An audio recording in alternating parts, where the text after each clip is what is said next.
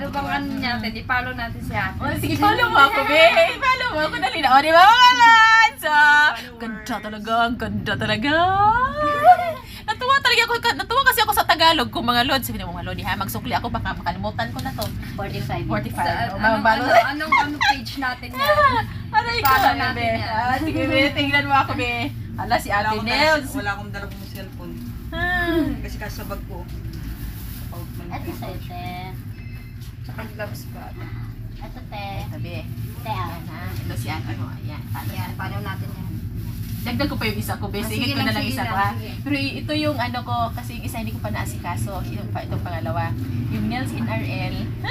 Sige lang, support. Thank you! Ayan, lumabas na si Nails Beauty Salon ko. Diba? Thank you so much! Ano mo? O, di ba mga lodi? Nakadagdag. So, Mau, 4, 3,